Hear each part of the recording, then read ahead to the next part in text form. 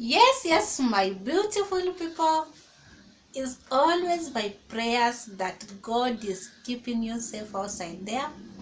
Now that we are in a festive season and soon we are coming into 2023, may God give us life, may God comfort us, may God give us encouragement and everything that we need to overcome this year. If this year was not good to you like me, then next year is another year. There is another time.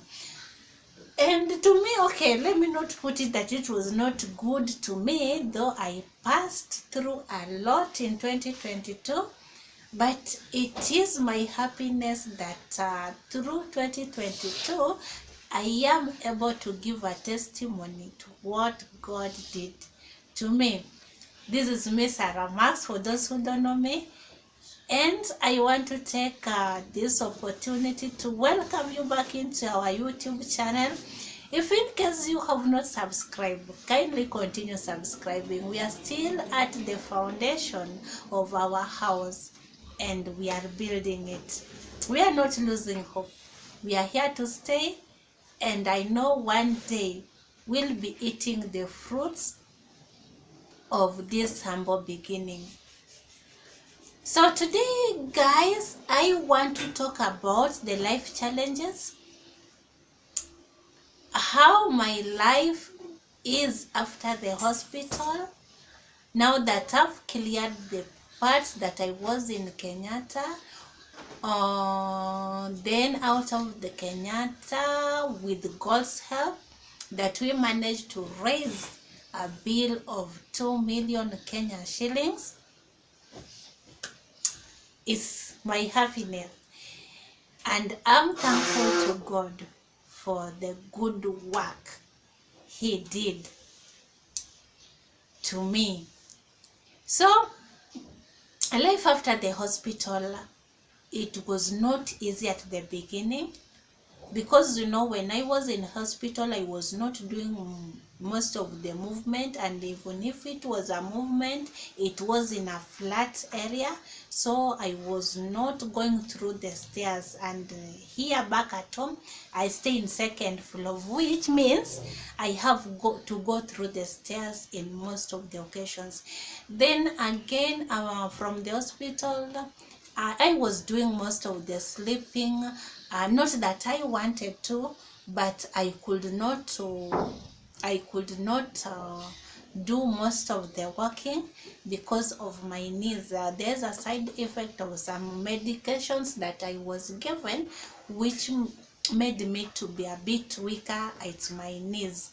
But I thank God for now.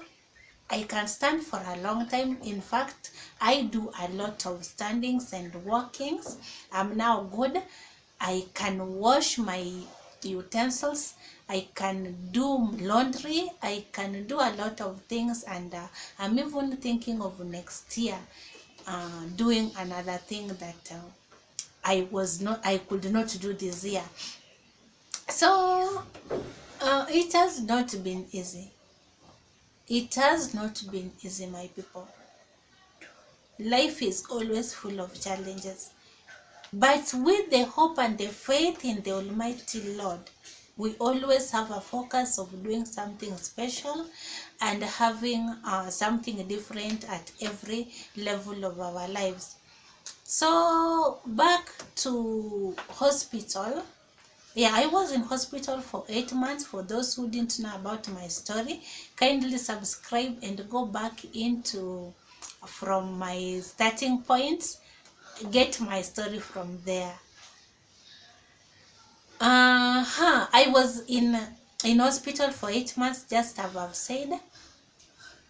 And I left hospital in September date 12 this year, 2022.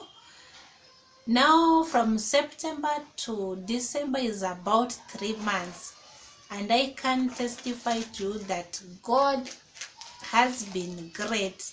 Every day is a special day to me, and that's why I always tell you guys, have a reason to thank the Almighty Lord. Our lives can change in a way that we never expected it to change, but things happen, yeah, and they happen for a reason. So at every moment, when you wake up, when you go to sleep, just thank God, because there's some that woke up today but they never saw the day ending. Some slept well yesterday night, but today they could not wake up. So every time you wake up and you find yourself moving, every part of your body responding, just thank God for that. So I want to talk to you about my life challenge, mostly when going back for my checkups. Checkups is very costly. That is the first point. The medication, I'm in maintenance chemo, which means that God had did it, but due to I'm just doing it for the doctors because they said it, and I'm in maintenance chemo for about roughly 3 years. I'll be going for my checkups for 3 years just to see how I'm doing, and I thank God for that again. So far so good, everything is okay. So guys, apart from me, this is a challenge that is affecting almost all cancer patients and their caregivers. The expensiveness of the drugs, it's very expensive, and I was trying to think loudly. If one day when maybe the government of Kenya, I don't know how the other countries is doing it, because this is a disaster that is affecting the whole world. It is something that is there, and we have to accept that it is there. It is only upon us to check on ourselves regularly and see how things are working on our bodies. So to the government of Kenya, if one day, just one single day, you will come across this my cry, the cry of the cancer patients, will really be happy. If the government of Kenya is, I want to put two terrible diseases at once, and I want to talk about HIV and AIDS and the cancer. And I am happy that the government at least is offered to pay fully, I think it's fully, on the drugs of HIV and AIDS. They're getting their drugs for free. Why not for cancer?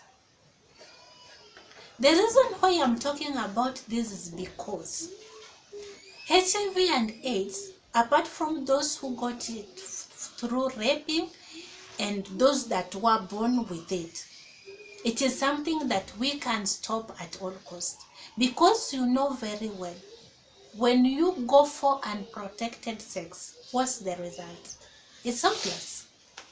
You are going to get it because you have not maybe go for the test with your partner. You don't know the condition of your partner. You will just go there, and that is the result. Yeah. So let's get back to the cancer. This is something that no one wishes to have. This is something that you will wake up in the morning and find yourself with it. Just like in my case, I was doing okay. I was doing my work, but I was a victim. Are you trying to rate the two things? As I told you earlier, cancer doesn't choose whether you are young, whether you are old, whether you are a millionaire, whether you are poor, it doesn't care. I told you in the parts of my story that I was to be taken to South Africa or India for the bone marrow transplant, which was not done in Kenya. Thank God it is now available in Kenya, if you didn't know it. But at how much? It's very expensive, guys. Very, very expensive. It is something that if you find your family member suffering through the same, and then you look at yourself, because with most of the facilities, that is health facilities, mostly they look at you, and if you cannot afford it, you want to get that service. And even if you get the service, if God gets into the doctors and you get the service, without payment, you will not be able to get out of the hospital. I'm trying to rate the two, HIV and AIDS. Government of Kenya, if one day, I'm repeating this, if one day you will come across or hear the cry of the cancer patients, kindly come to the rescue. Many people are passing away not because cancer cannot be treated, but because of the financial status of that family. Just last time when I was in Kenyatta, I happened to meet this lady that was telling me about her story, and she was telling me that, I could not get my medication last month because I did not have the test results. Without test results, again, doctors cannot know how you are doing. So it is a mandatory that you have to go with the test results so that the doctors can confirm and see on which medication you should be given. So without it, you cannot be treated. Now, this is a patient that failed because of lack of financial, because of money. NHIF is not helping at Kenyatta for their outpatients. We have to pay cash. Check up, you have to pay is about 1150. Maybe you have failed to get that amount of money, you cannot get it. Then for the test, it depends with what test you are going to perform, and it is not that cheap. It's very, very expensive. Maybe you are given to do 3 tests costing around even 4,000. That is minus medication that you will be told. So you see, people are really suffering outside there. This is a call, this is a special call just to the government or whoever will hear this and come to the rescue to the cancer patients. It is not about me. It is about the world. It's about our country, Kenya. Most of the patients do come to Kenyatta. That's where I met them. And they're able to say, they can testify to this. It is very, very expensive. Even if the government cannot pay it fully, then what of subsidy? Then another challenge you find, okay, if you compare the prices of the drugs at Kenyatta and outside Kenyatta, Kenyatta is a bit cheaper. But since the population, those that are having this disease are so many, you find at times you cannot get most of the drugs are out of stock. So you have to go and get them outside. When you go outside there, it is now the triple the price of Kenyatta, or even 10 the price of Kenyatta. And maybe you will walk and walk and you are not able to get the drugs. You walk, you go to one pharmacy, you are told it's out of stock, you go. So now let me put it to that person that really needed the medication. What will happen to this person? Just reason with me. What will happen? We don't want to think negatively, yeah? So, kindly, if one day this cry, if one day maybe a health officer, maybe the government, maybe if there is connection, then this is something that really needs to be connected.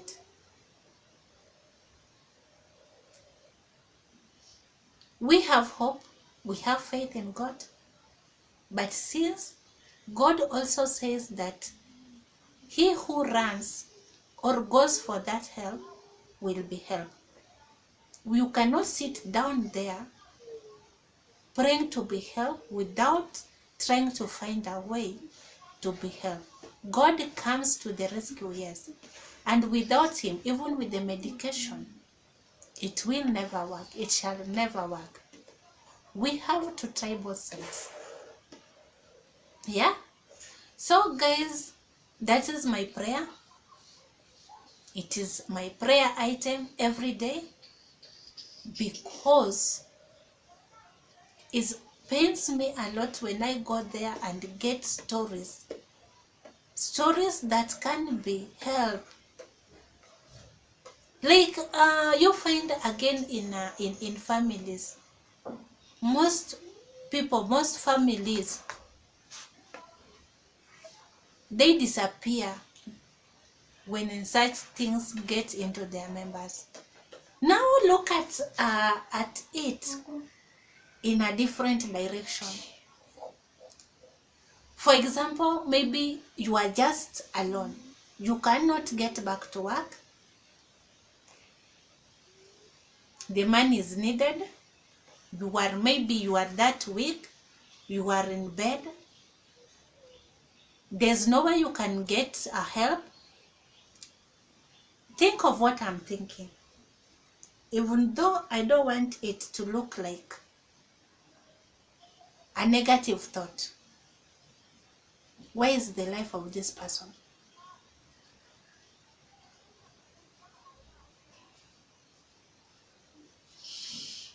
It is my prayer. It shall remain my prayer until that day that God will intervene, the government will intervene, those that are in power will intervene, and they will rescue. So many people will not die. So many people will be helped out of this.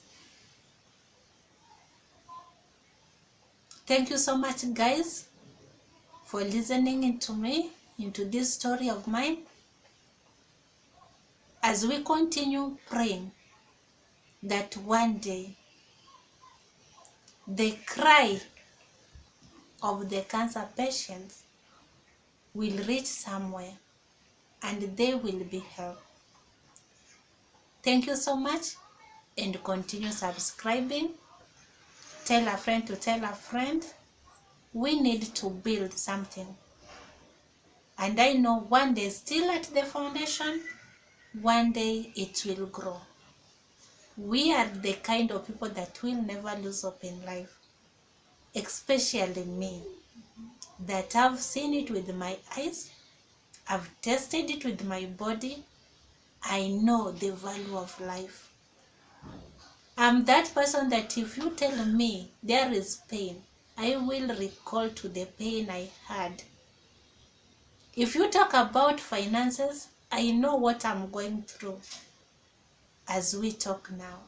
I'm going through hell, but I thank God that I am outside that oxygen. I'm breathing freely. I'm the happiest person in the whole world. Be blessed and thank you once again.